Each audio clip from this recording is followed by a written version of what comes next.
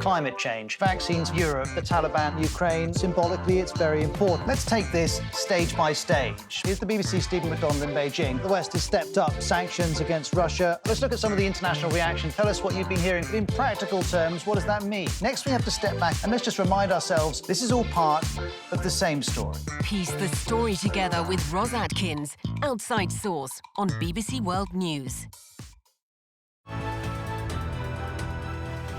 How can they make decisions about the future of Afghanistan when they do not even allow women to be in those conferences? Нет, Россия не белая, не пушистая. Россия такая, какая она есть. И мы не стыдимся показывать себя такими, какими мы есть. The way to counter Russia is through strength. Everyone's white, and I said, where's everybody else? And I promised myself I'd fight for equality the rest of my life. Politics in Kenya has been around people who have brands. Either your father was this or your father was that. When big names talk, they talk to the BBC.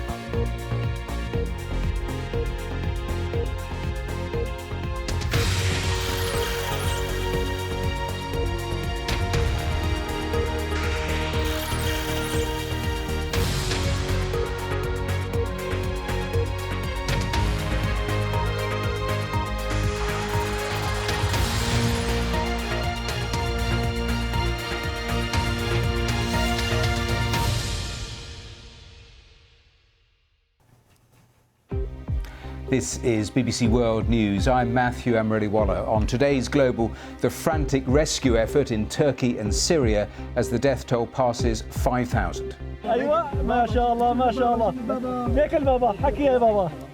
extraordinary moment as a 3-year-old girl is pulled alive from the rubble close to the epicentre of the earthquake.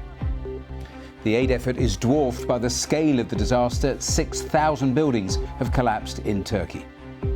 Rescuers are having to deal with this bitterly cold wind and with the smoke and the dust that's getting into their eyes.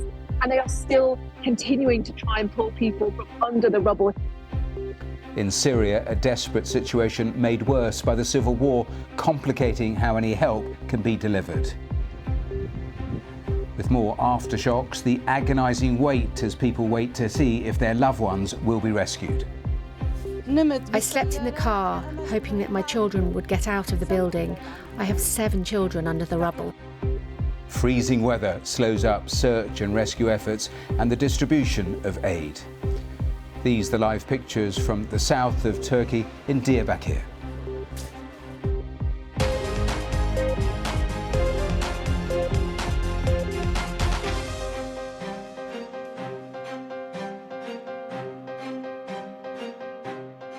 Hello and welcome to BBC News. It is a scene of utter devastation across huge parts of Turkey and Syria.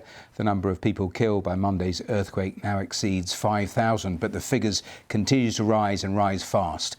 One 3-year-old girl was dug from the rubble alive today, but the successes are few, even though cries for help can be heard and voice messages are being sent from those still trapped. Well, the World Health Organization says 23 million people have been affected. 1 million of those are children. 70 countries have now pledged help, but the challenges, well, they are enormous. Power has been disrupted, roads damaged, and the weather is freezing. We'll hear from our teams on the ground, from those organising the aid and from those searching for survivors. But let's start this hour with this report from Richard Galpin.